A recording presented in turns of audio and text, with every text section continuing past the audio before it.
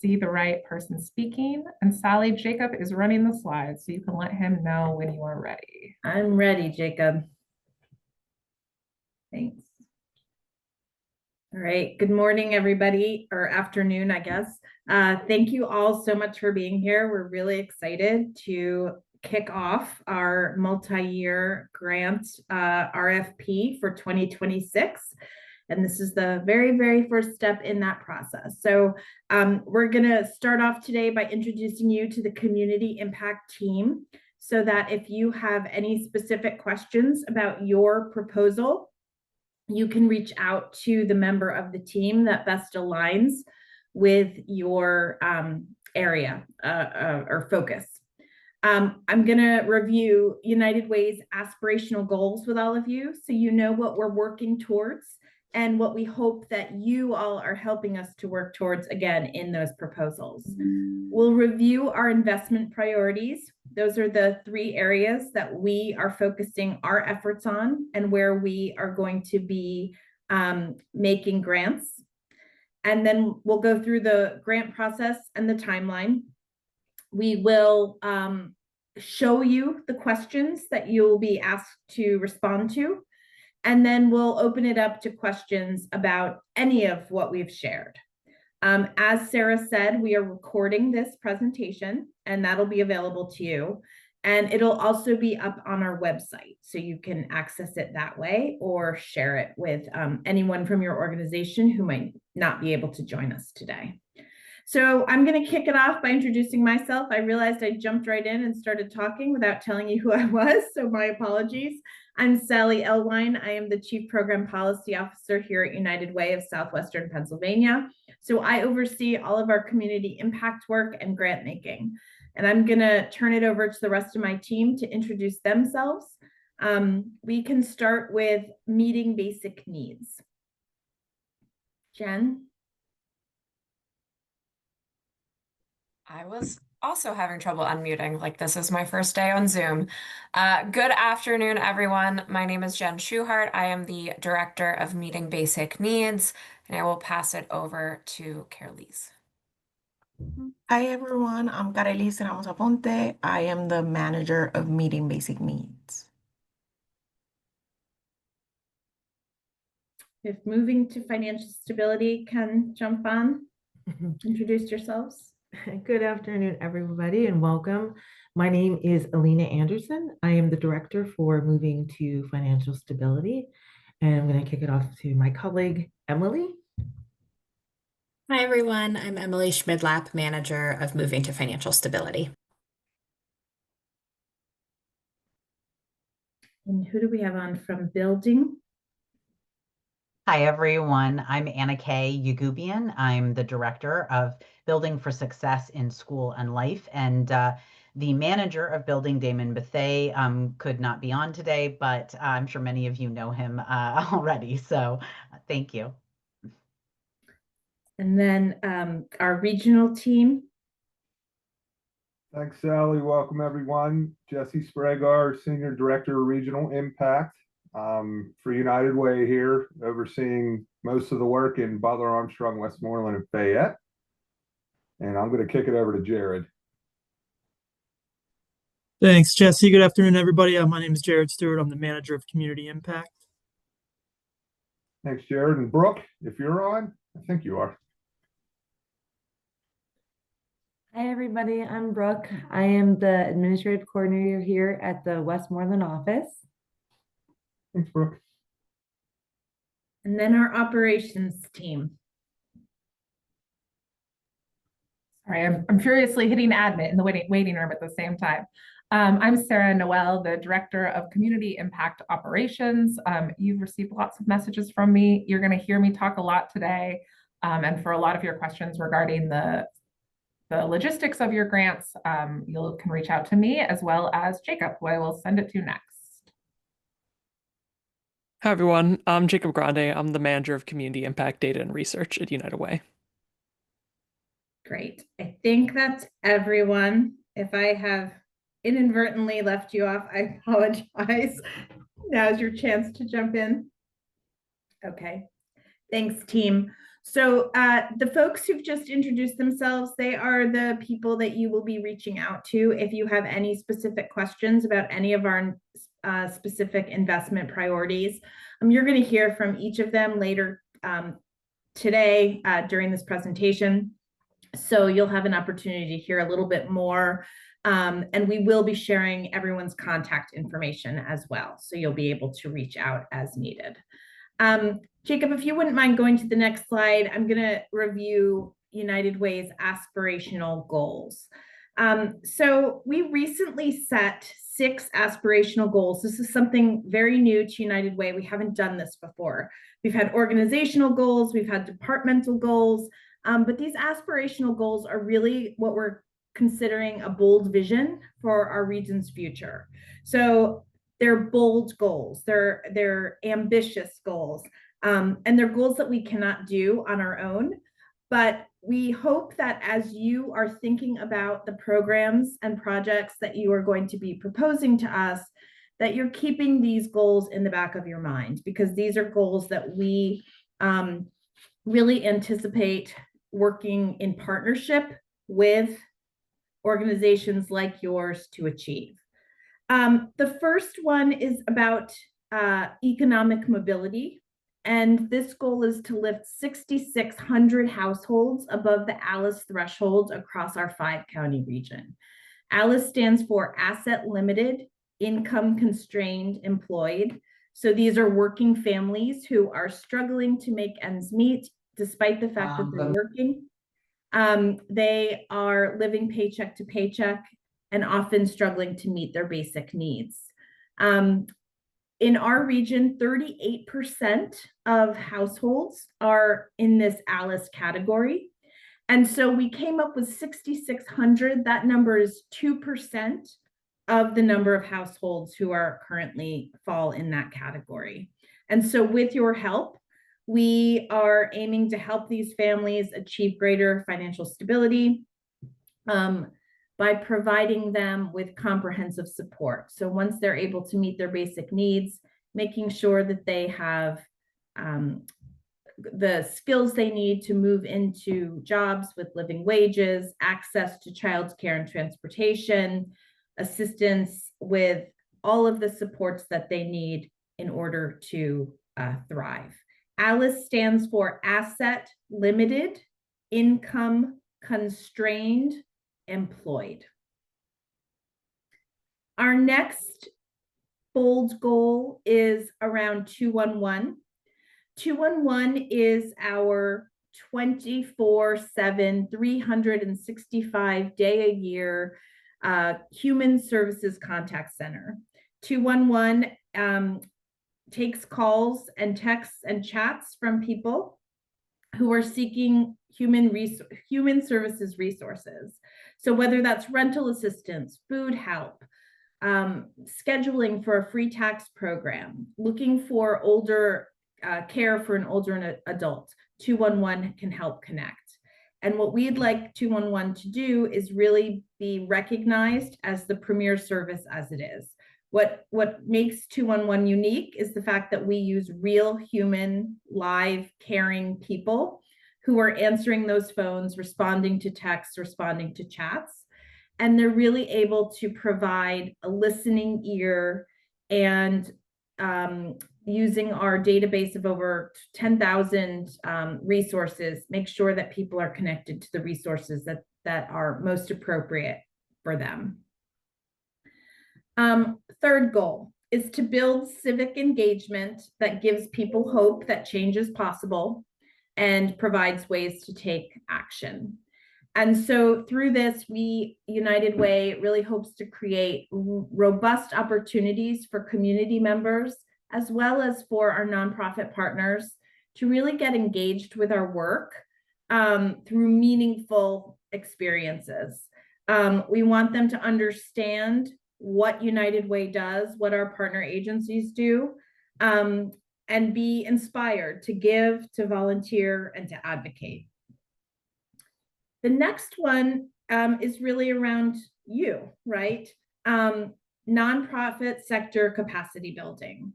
So United Way has the goal of strengthening the nonprofit sector by providing those agencies that we serve or that we partner with, excuse me, with resources beyond the check.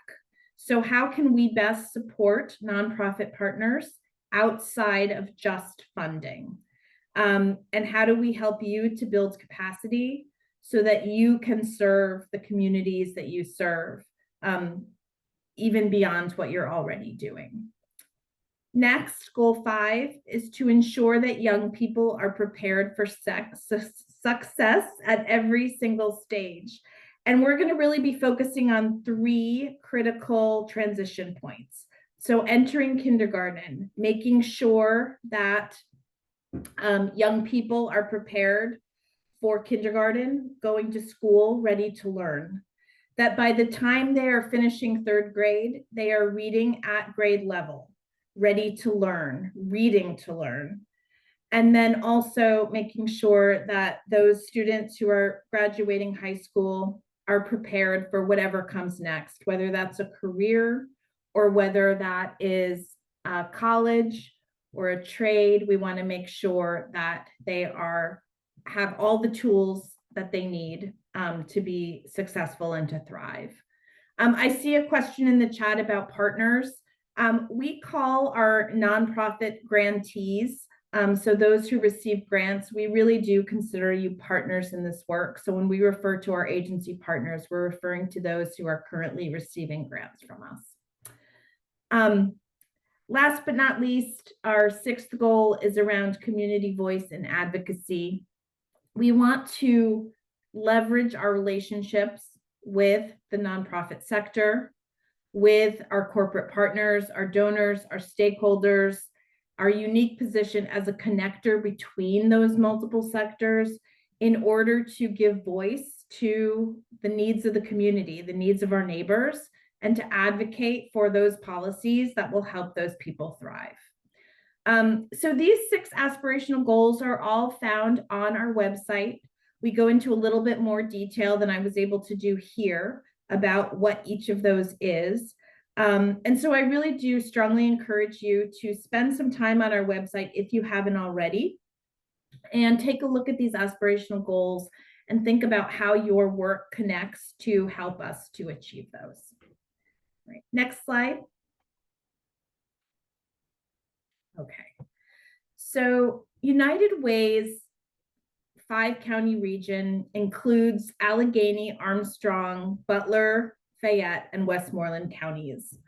And so what that means is that the nonprofit organizations that we support through our multi-year funding need to fall into one of those counties or more, and serve people who live within those counties. So that's one of the first criteria for getting a grant from us, is making sure that you fall within that footprint. The second criteria is really to make sure that your program fits within one of our 3 investment priorities. And I'm going to give a very high level view of these, and then I'm going to turn it over to my team to go a little bit deeper. But essentially, our 3 investment priorities are meeting, moving, and building, meeting basic needs, moving to financial stability, and building for success in school and life. Meeting really is exactly what that sounds like. How do we make sure that individuals and families have those very basic needs that they need to survive? So housing, food, transportation, those very basic things that you need. Moving to financial stability is kind of the next step. Once a household's basic needs are met, how do we ensure that they have the tools that they need to be economically stable? And even more than that, how do we ensure that they are able to sustain that and to thrive? And then lastly, building for success in school and life. These really are our programs that cover our education, that cover our youth. So thinking about everything from our very youngest neighbors who are in child care centers, early learners, all the way through high school and what happens beyond. So again, really high level. I'm going to turn it over now to my colleagues. I believe we're starting with meeting basic needs. So I'm going to turn it over to Jen Schuhart to go a little bit deeper into what we mean when we say meeting basic needs. Thank you. All right. Good afternoon again, folks. So like Sally mentioned, I'll be going into meeting basic needs and what that means to United Way during this multi-year grant opportunity. And like she mentioned, individuals and families cannot move to financial stability or build for success in school and life if their most basic needs are not met. So we have 5 key strategies within meeting basic needs that support this essential foundation for our neighbors. Next slide, please. Thanks, Jacob. All right, so we have 5 key strategies, as I mentioned, the first of which is food security. Access to nutritious food is a critical strategy as it impacts an individual's physical and mental health, educational attainment, and so much more. So some examples of projects that might fall within this specific strategy, all are going to enhance our food system to increase access for our neighbors, but this might include increasing access to fresh produce through community gardens or food distributions, programs that enroll clients in public benefits like SNAP or WIC, providing educational opportunities to learn more about growing food in a given community, or support delivery of food boxes for folks with transportation barriers. Next on our list, we have safe and secure housing. Every one of our neighbors deserves to have a safe place to sleep at night. So we're interested in projects that maybe assist with navigating eviction filings or prevention efforts for eviction. Support home repairs to increase accessibility or the dwelling's habitability, or offer utility assistance and resource navigation to programs like LIHEAP or customer assistance programs. We also have reliable transportation, as it's key to not only accessing your basic needs like food, but also maintaining employment and education. So this might include projects that provide regular shuttle or fleet services for specific communities, help with maintaining a vehicle or accessing public transportation, or some other innovative programs. So those first 3 are more general within meeting basic needs, and then we have 2 additional strategies that combine those 3 with additional supports for 2 very specific populations, and that's going to be addressing social isolation for older adults. Social isolation increases risk for depression, chronic disease, dementia, and more in older adults, impacting their ability to meet their basic needs. So projects like this are going to sound somewhat similar to the ones I have already mentioned, but more generally, you might be providing congregate and home delivery meals. You might be providing social opportunities for social interactions through workshops or activities or support groups. You might be providing transportation to get to and from senior centers and so much more. And then finally, we have offering safety and support to survivors of intimate partner violence. So IPV is the leading cause of homelessness for women and children and can cause lasting physical and mental health challenges for our survivors. So to that end, we're interested in projects that maybe provide emergency shelter, case management and resource navigation, and of course, those more specialized resources and support to ensure a survivor's safety and overall well-being. So you're going to hear from some our moving and building folks here in a second, but just want to reiterate the examples offered are just that, examples. So we know that there are plenty of folks in this room who might have additional ideas. So we're excited to see what those are and how you are meeting your neighbor's basic needs in your region.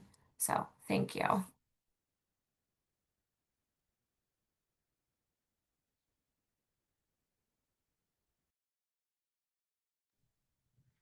right, so I guess that means I'm up. So I'm going to talk to you a little bit about moving to financial stability. And the United Way, when we're talking financial stability, we're talking about people being in a position where they can meet their basic needs. As Jen pointed out so eloquently, if people can't meet their basic needs, they can't move to financial stability. So we're looking at things that are taking people beyond and also beyond stability to even financial security and financial wealth. So Jacob, if you could put the next slide on here, please. So here's kind of the strategies we've identified to kind of help people to transition or along the journey to economic stability. And of course, first and foremost is increasing income. So when we talk about connecting people to skill building, workforce development, workforce training programs, we're really looking at folks that work with people from a wide, diverse range of populations. So we're talking those that might be work ready or employed, but are underemployed, helping those folks secure better jobs. It might be people of color, people with disabilities, people that have additional challenges they have to face in the job market. And what we're looking for in particular on this is at least a career trajectory, understanding that people, especially if they've had a lot in a challenging background, might not be right away able to secure higher income, but we just want there to be career pathways. And we want there to be the career pathways that are what people choose to be. So there's no expectation of a certain job or a certain income in mind. It's just what people and what folks that are in the market want and what makes them happy and where they can excel. And bonus points for those working with employers, because one of the really key factors with us is we want to ensure folks that there's going to be a job at the other end. So the people receive the training, but some kind of relationship with employers really goes a long way to ensure that there are actually jobs that people can move into. And kind of related to that is kind of the second point about resources that make meaningful employment possible. I mean, we know everyone's not starting out for the same place. Everyone's not entering the workforce in the same place. So even if your organization does not particularly, focus on workforce, there are those kind of workforce adjacent supports that people really need to maintain their jobs and thrive. So we're looking at transportation, we're looking at access to childcare, any other kind of basic needs or challenges people may need. If you are offering that is on an end goal for employment or to help their families stay employed, we're interested in seeing what you have to offer. And also on the reverse, besides the education part, we want to thinking about financial education and asset building opportunities. So if you're helping people to move towards home ownership, entrepreneurship, as well as financial coaching or any kind of other asset building opportunities, we definitely are interested in kind of hearing from you and what you're offering, and that to really kind of get people to a very financially secure and start to generate wealth. That's really kind of what the goal is here. And then our last one is helping families with a two-generation approach. So if you have an organization that works with adults and children, maybe it's financial coaching, maybe it's career exploration, but really working with the adults and the children, if that's where your approach is, whether it's completing school, whether it's completing training, education, anything in that realm, that's something we really, really want to kind of focus on as well. So helping to meet the needs of the children and the adults. And so we're looking at academic and career success. Like I said, that can be in training as well. All of these kind of interconnect, but that's pretty much where our main goals are. And I'm sure you probably have ideas I did not think of. And so anything that is kind of supporting workforce, economic development, asset building, definitely look forward to hearing from you and what you have to offer. So thanks.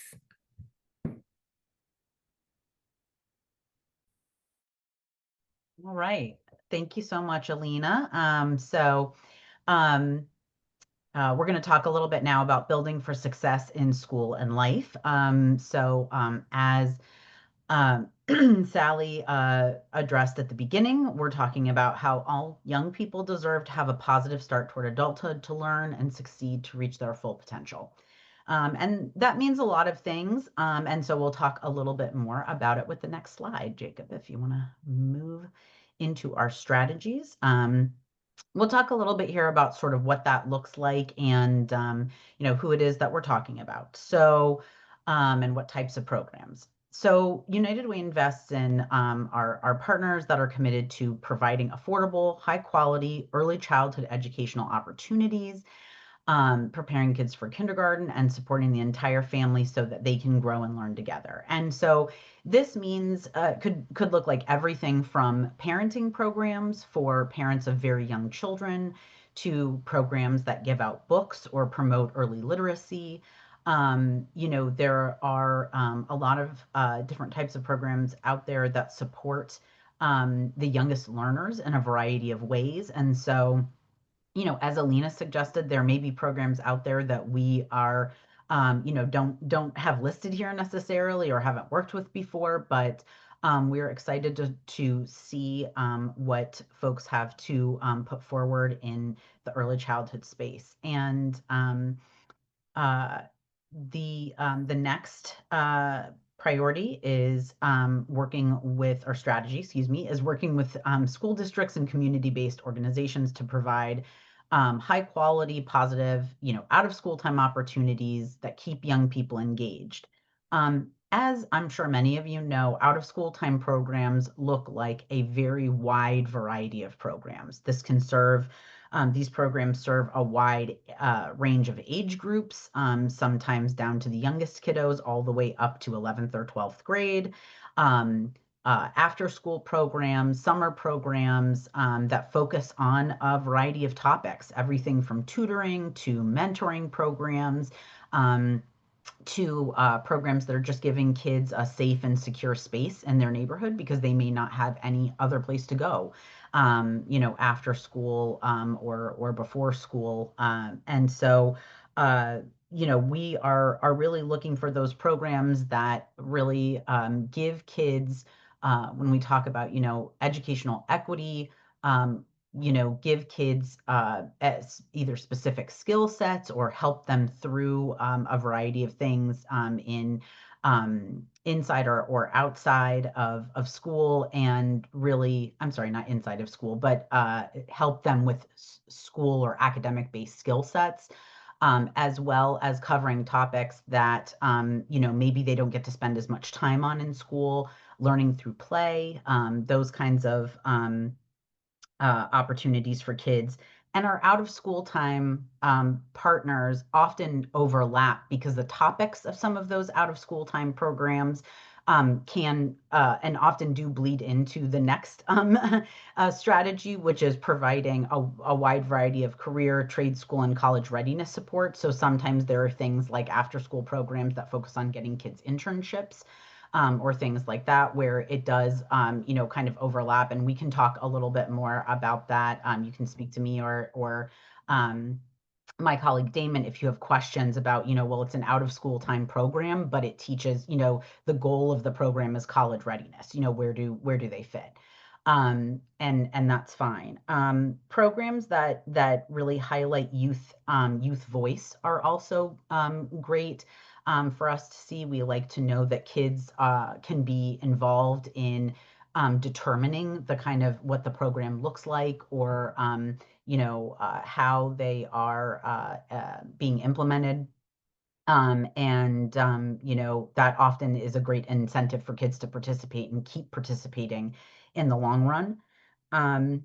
And then moving into specifically career, trade school, college readiness support to students and families, that there is, again, a wide variety of programs out there, but we're looking at, giving kids skills that might be moving them into the trades, talking to them about careers in other areas besides the trades, but maybe high school credits, college credits in high school, things like that, where there are some really innovative programs out there that help to prepare kids as they're, exiting that system, and, programs that focus on youth with disabilities, preparing them for post-secondary life, that those are also programs that we have partnered with in the past, and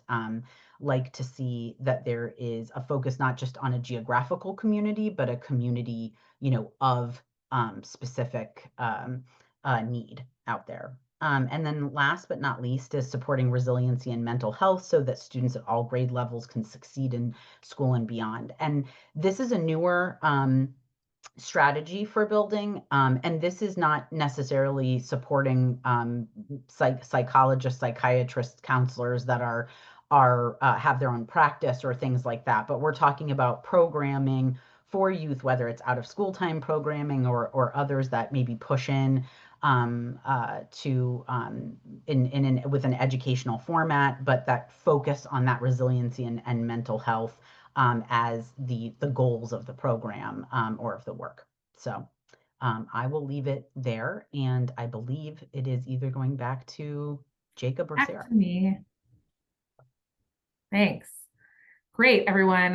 Thank you for that overview of the investment priorities and the strategies, and for the active conversation in the chats about how you fit into that. Before, I'm going to jump ahead of myself a little bit before we get into the timeline of the slide, to say that we know that you and your work and your programs don't fit nicely into any one of these boxes, and that likely what you're doing crosses investment priorities, crosses and combined strategies. We expect that. So when we're asking you to identify a strategy and an investment priority that you are fitting in, it's just the one that you feel is the primary one or the number one. Just choose one just for like sorting purposes in our back end, but we understand and want you to be kind of hitting multiple things at once. All right, so here we are, the timeline and all the meat of what you're looking for. This LOI does not open until January 5th, and you have a full month to complete it, and that's due February 5th. We are doing this early on purpose because we want to make sure that all of the information everybody has for plenty of time to prep. So we've seen in the chat a little bit about questions about recordings being available. So first of all, yes, this recording, as well as these slides, will be available. We will send it out to everyone who registered. We're also going to post it on the website where we have all the information about this RFP. So by the time this opens in January, probably closer to December, that website will include this recording and slides. It will include the timeline and all the details I'm about to share with you now, the details about each of those investment priorities and strategies. We will also have the full, where's my list? All of the other materials relevant to this. So we will give you all of the application questions ahead of time and give that to you on the website. We're going to give you all of the scoring rubrics that we use to evaluate the applications and those questions. We're going to give you as much of that stuff, all of those things ahead of time, so that you can really put together a solid application. A lot of this is because overall, what we are hoping to get out of this process and out of any process is just trying to find what are the best not the best, but the best fit programs that meet all of those goals that we just spoke about, that meet each of our investment priority goals and strategies and help us lead into that aspirational, into those aspirational goals as well. And so that is what this process is doing for us. It's not, there's no secret answer that we're hoping you all figure out and that's how you get money. We really just want to know what it is you're doing so we can see how it matches what we're doing. So this process is 2 steps, an LOI and a full proposal. Again, that LOI opens in January, due in February. The full proposal will open March 2nd. Also, when that day it opens is also when anyone from the LOI will receive an invitation to apply for the full proposal. That will happen on the same day. You'll have a full month, 4 weeks to complete the full proposal that's due April 2nd. And then in there, we will have a much more in-depth application workshop hosted by PACE. If anyone was part of this process back in 2023, we did that with them as well. They're going to walk through the application, every question, and talk through exactly how to do each piece and how to make a compelling argument for each piece. That will be the week of March 9th. We're still confirming the specific date, but once that is done, it will also be recorded and put up on the website as well. So everyone will have access to that as well. From there, our board of directors meetings and approval processes happen around in June so that we can get, and the notifications will go out in June too. I missed that bullet. We will notify you in June.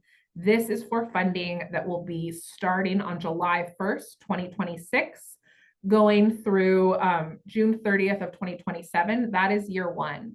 These are, as you can see in the title, multi-year grants. So we anticipate these grants to be for 3 years, but when you're doing the application, we're just thinking about 1 year at a time.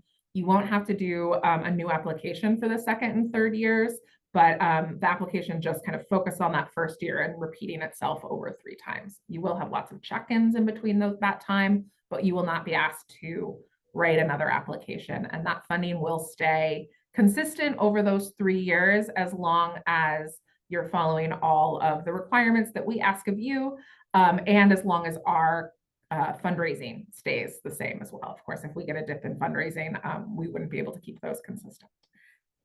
But that is the start overall big picture. If you are a current partner, current funding partners, your current grant for the 3-year cycle ends June 30th, 2026. So even though we're talking about this process now, this will just continue on and start right after the end of that first grant, of that existing grant. All right, next slide, Jacob. So eligibility, we've kind of touched on eligibility throughout this, and Sally mentioned a few things, but we have a couple key things around eligibility. One is that you are a nonprofit human services organization with a 501c3 status, or that you have a fiscal sponsor. You must be located in and primarily serving in one of our 5 counties. That's again, Allegheny, Armstrong, Butler, Fayette, and Westmoreland.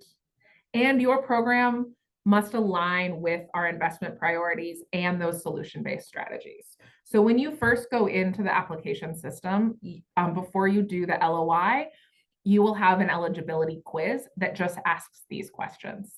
So if you meet all of those, you will advance and you can get access into that LOI. If you're not fitting into these pieces, the eligibility quiz will catch that and knock you out of applying again. If that happens to you and you think it was wrong, you think it was an error, just reach out to us and we can reset the system for you.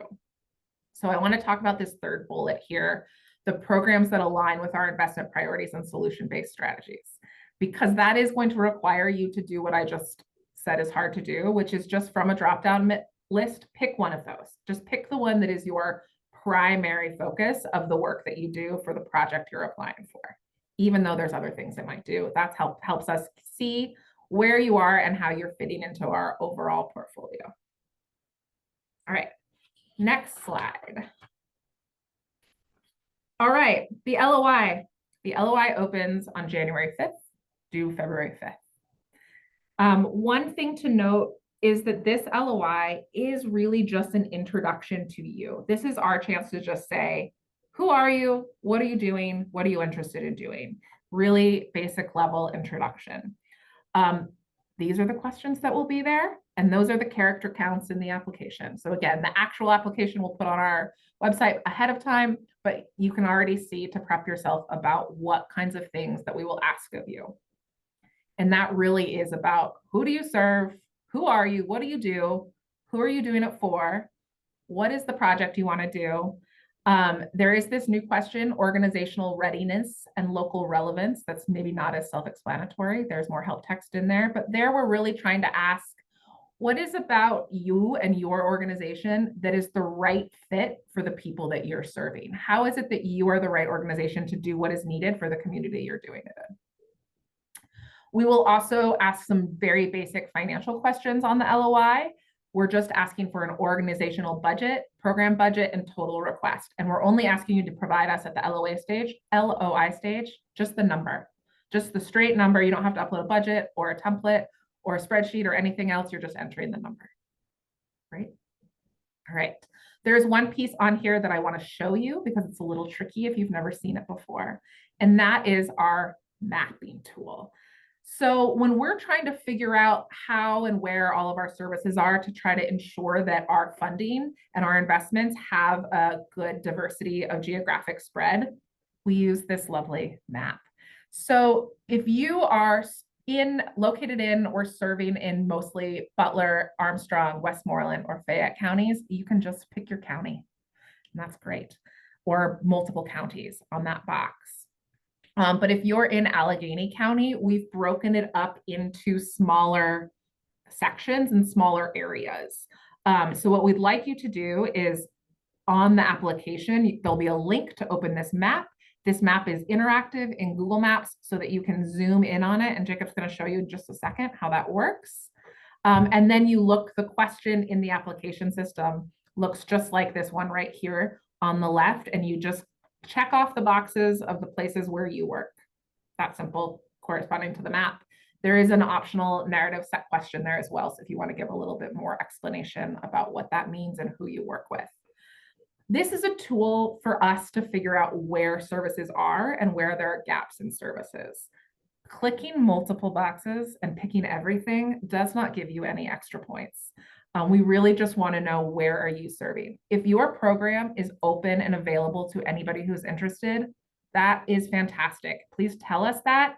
But if that's likely not the actual makeup of who is coming and actively being in your programs right now, that's what we're looking for in this. So somebody who is really focused on their neighborhood and their local community and picks only one tiny Allegheny 4 bubble there, we think that's great. If that's what your program is and that's what it focuses on, that is great, and not necessarily less points than clicking all of the boxes. So thank you on that. Jacob, we're actually going to skip looking at the Zoom map. I want to have more time here. So let's just scooch on to the next piece. One more thing about the LOI. If you are a current funded partner, if you are currently in your 3rd year of a 3-year grant with United Way, and you anticipate applying for the exact same project and just continuing the same work without something, switching it to something new, then talk to your contact person at United Way, because if that's the case, then that conversation, your mid-year check-in or the conversation you're having with them about what you want to apply for next year, we can use that conversation in place of your LOI. If you're going to do the exact same thing you're doing now, we don't need this introduction LOI from you. It can be that conversation, but that is not automatic. You need to talk to your contact person at United Way, and they will let you know and give you a confirmation that you can go ahead and wait until the full proposal stage. All right. This is the full proposal stage. I'm not going to go too into detail here because we will have an in-depth technical workshop about the full proposal stage with PACE, but I do want to give you an idea of what you should be prepared for and what you should be aware of. We go into much more program details in this full proposal, but we also have our system pull over everything you wrote in the LOI into the full proposal so that you're not repeating yourself, and you can kind of complete one complete application. That also means that if you need to change or edit any of those things, you just need to reach out to Jacob and he can unlock it and help you edit it. I missed something else in the LOI. I did. One thing we will ask for in the LOI, so it doesn't show up on the full proposal, but it will pull into the full proposal, is the anticipated number of people that you expect to serve. We know that everybody has different measures of success, and there will be opportunities for you to enter your own outcomes in the full proposal stage. But at the LOI stage and the full proposal, what we want to know is how many people you expect to serve. That is the one consistent piece of data that United Way collects from everybody. So we want you to know now, one, to guess and anticipate how many you expect to serve, but also so that you know in that report at the end of the year, you're going to be expected to tell us how many people you served then. So we want to make sure that you're prepared for that tracking. All right, full proposal.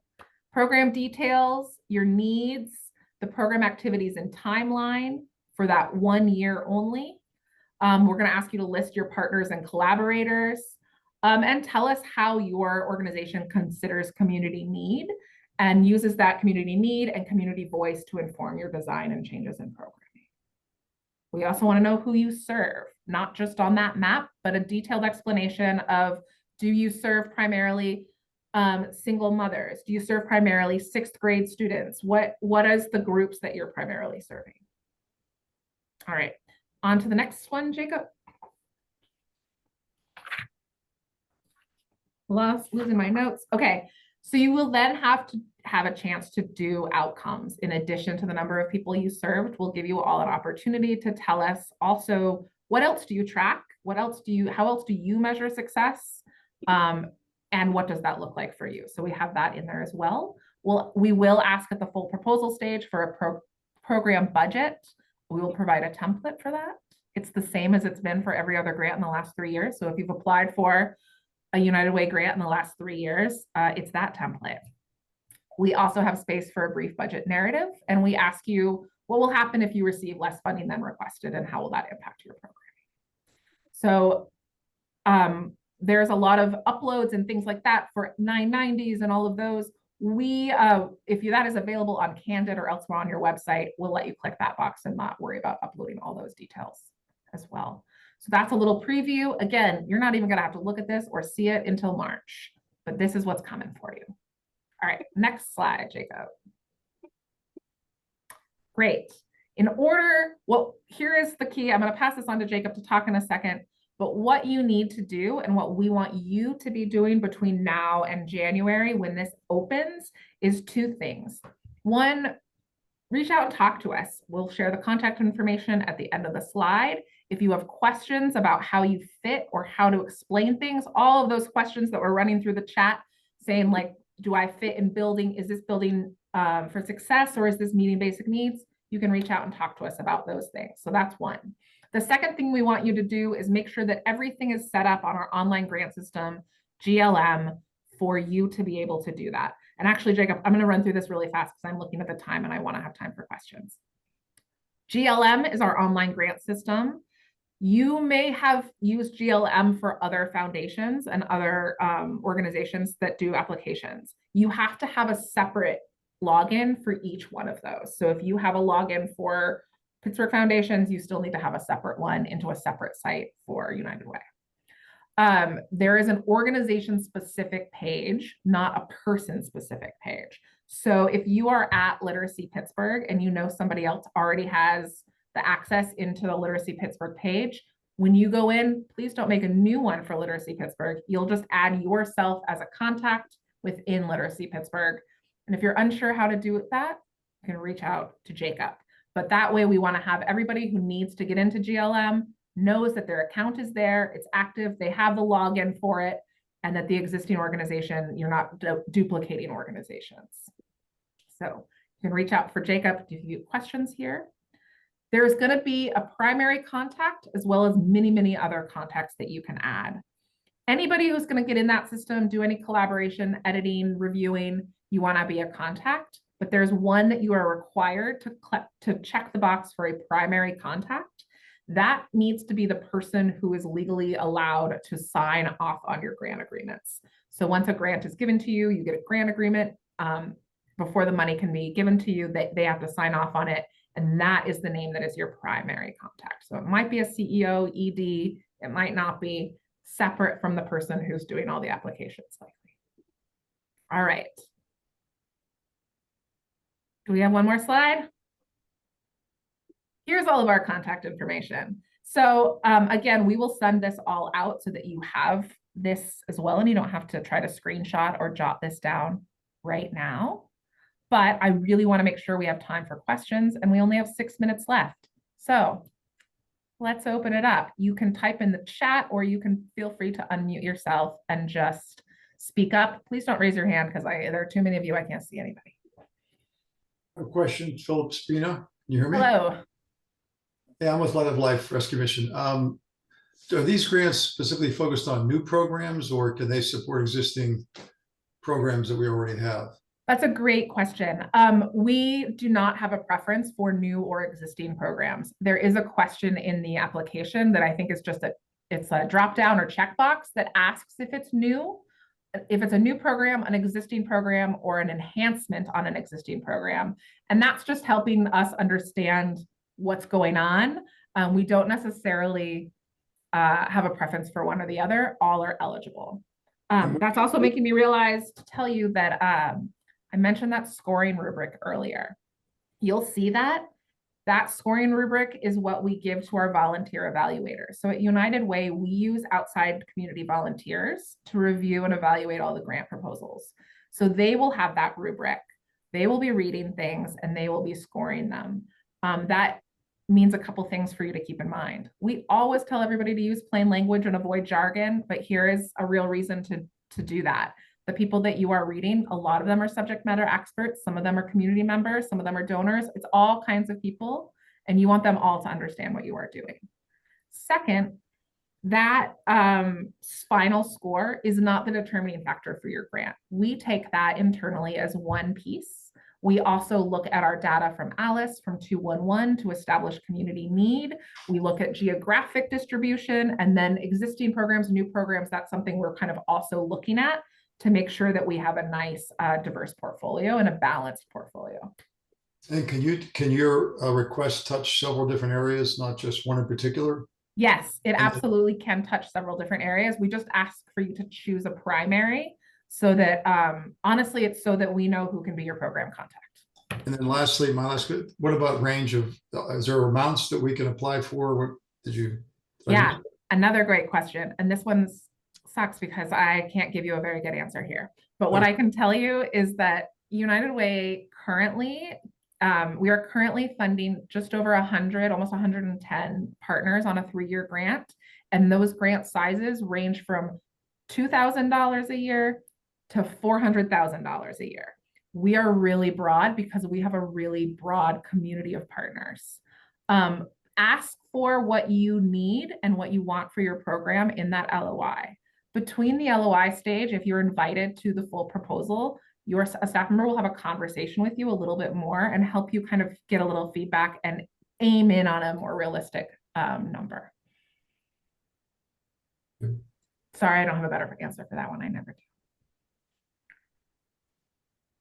And I'll ask one more question. Yeah, sure. So if the program costs $500,000 and we apply for $100,000 from you, I mean, you're not looking to fund the whole program potential. We could get other sources of funding. That's exactly right. And in fact, we would prefer not to be the only funder of your program. Thank you. Mm-hmm. I have a question with regard to the investment priorities, and if you are looking to award roughly the same amount of funding under each of those, or for example, if maybe in light of everything going on in the world, that meeting basic needs may be allotted a higher percentage of your funds this coming grant cycle. Yeah, that's a great question. We don't try to give a specific amount. We try to have each priority area be pretty balanced, but we're really looking at the applications themselves. Important to know in the context of what you're saying is that this particular granting cycle, this multi-year program is it's the biggest way that we invest and give grants into the community, but it's not the only way. So we try to have this one be a 3 years kind of regular operations, trying to help keep people stable. That's why 3 years of stability is really important. And we have other responses and emergency responses for things that come up like the food stamps. You may have just seen in the news, we just granted out about $535,000 to food banks and food pantries with the SNAP benefits. So those are the kind of things that happen more responsive outside of this grant cycle. Are you applying for the 3-year upfront or just 1 year at a time? You are applying for the 3 years upfront. Total amount. Mm-hmm. But your request amount and your budget amount and your description of your timeline is for 1 year. That makes sense? Mm-hmm. Yeah. So you would get a 1 year grant of $200,000, then you would get $200,000 each year. We wouldn't give you one grant that's spread over 3, but rather it's the same annual grant for 3 years in a row. Okay. My name is Roy Ramon. I'm the president for the Butler County Veterans in Need. And we are veteran specific.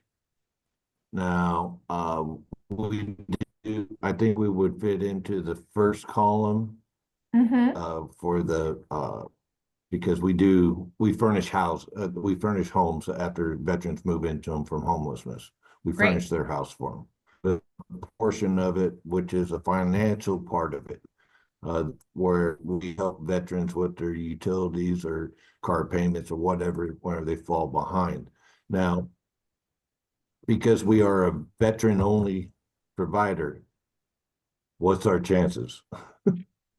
We don't have. It's great. We We don't have any currently have. employee. Yep. We currently have partner agencies that are veteran supported and veteran focused and veteran only. We have lots of organizations that are serving one very specific population. And that is important. And that's kind of what we're looking for. That's why we ask a lot of questions about who it is that you're serving. It's certainly not a detriment.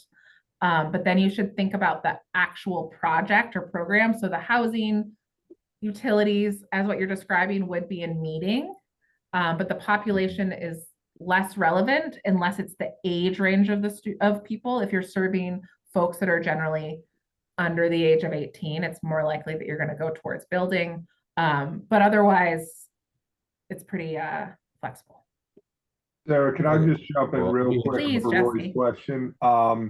Just to kind of paint the picture of who we do support currently. We have agencies that are 1 or 2 people deep with volunteers helping out, the whole way up to community actions that have 120 staff members. So we appreciate the grassroots, and we know how much hard work our smaller organizations do as well. So hopefully that helps paint a picture. And also, we're getting a lot of questions about the ranges continuing in the chat. We currently give out around $7.5 million a year to 149 programs. So you'll at least get an idea of how much we're looking at. We have 329 people still on this call. So I just am throwing it out there because it is going to be a highly competitive process, but I keep seeing it pop up in the chat. So I figured I'd add a little. Thank you, Jesse.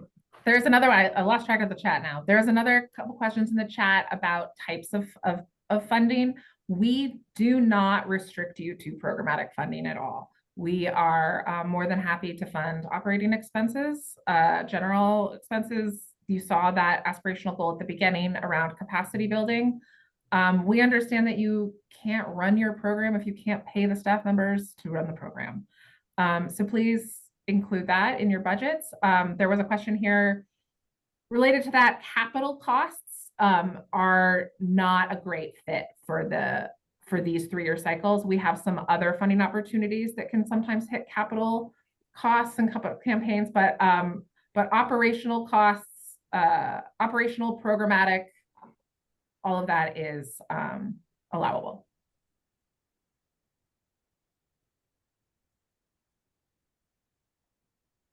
Can I ask a question? Yes.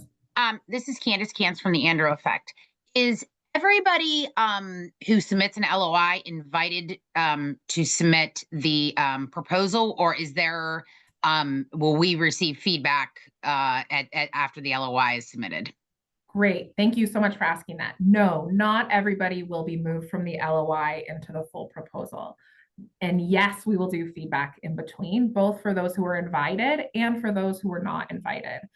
Our goal of the LOI, as I was saying, is really to get to know and understand who you are, where you're serving, and what you're doing in a short as possible question, because we don't want to overburden you with having to fill out the full proposal, knowing how competitive it is at that end. So we are going to do our best in the LOI stage to really just invite the ones that we think have a good chance of.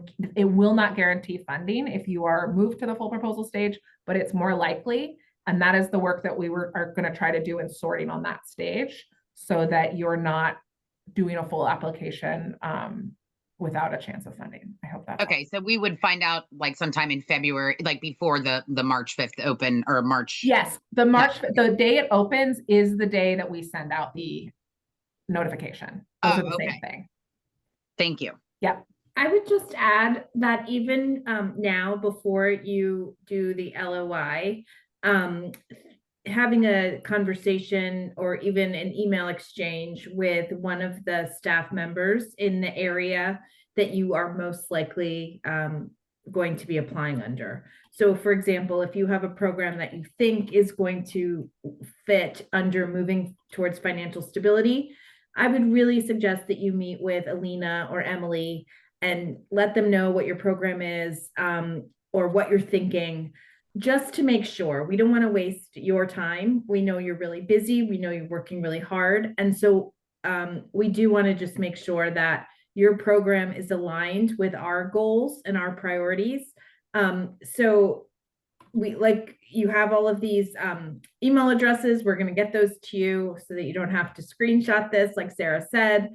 But I strongly recommend reaching out prior to submitting that LOI.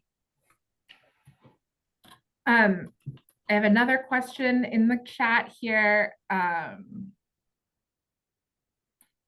about the payment cycle. So our payments structure has been that you get the award for the full year, but the payment comes through once a month in allocations that happen monthly. Next year, that will change a little bit, and that your allocations will come out quarterly. So you'll get one quarter at a time instead of little bits monthly.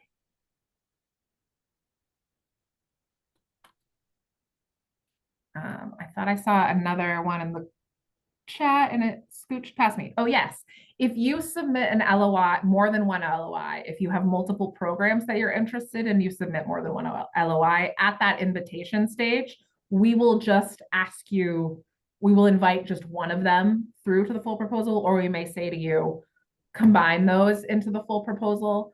But at the LOI stage, it's okay to put in different projects as long as they're very different from each other.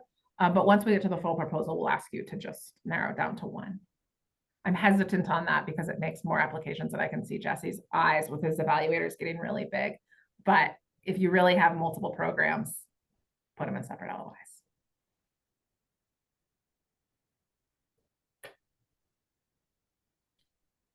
Percentage of LOIs that go to the full request is,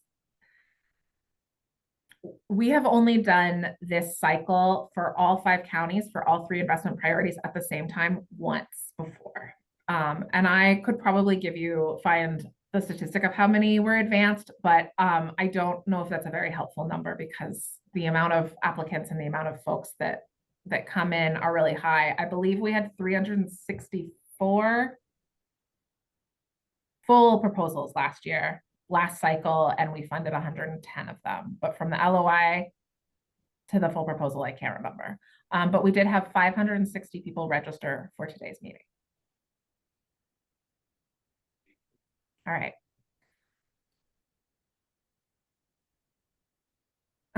For previous awardees, we generally, if it's the same program for previous grantees or current grantees, we try to keep things pretty flat unless your program is changing. And if your program is changing, then it's a different conversation. And all 3 are weighted. I saw a question here I thought was good though. Great, thanks. If 2 smaller organizations are combining for this ask, should just one organization be mentioned in the LOI, or should the partnership be proposed? That's a great question. We have a field for partners and collaborators in the full proposal, but not in the LOI. And so I'm going to just add that question in the LOI. Jacob, make a note to add that question in the LOI. But yeah, we very much encourage collaborations and partners, but for the ease of logistics, we just ask that you identify one organization as the primary for those types of things. The link for the LOI doesn't exist because the link is not open yet, but when it does open in January, everybody will I will send you so many emails telling you it's about to open and that it's opened. And it will be on our website and shared widely. And once you're in the GLM system, you'll see it when it pops up there as well. Sarah, we have a question about the funding award amounts for year 1 through year 3 for Maria. Maria, if approved in June, the amount will be approved for 3 years, 1 year over each, depending on how much money we're able to raise in the community. All of these grants are created out of our work with the corporate community, individual donors, the foundation community, whomever. So it's not guaranteed to be the same every year. We do work as hard as we can to make sure we have the same amount of funds available, if not more, each year, but it doesn't always work out that way. So, Sally, thanks for catching that. It was 364 LOIs, 2 applications. That was a wild shift down. All right. Once again, we will share this recording with everybody who registered, as well as the slides. We will post the recording on our website. We will post the slides on our website, and we will have the links to GLM included in all of that stuff that we send. So we hope that you are feeling very prepared and ready to be prepared, that you have lots of time to get ready until January. And we hope that this is not an overly burdensome process either. So thank you all. If there's any further questions, you can always reach out to any of us. Thanks, Brooke. If you're not sure who it is that you're supposed to, who the right person is to reach out to, oh my gosh, send it to me and I will direct it to the right place. Great. The animations are going off. All right. Thank you all. Have a wonderful day. And thanks for staying on an extra 11 minutes. We appreciate it.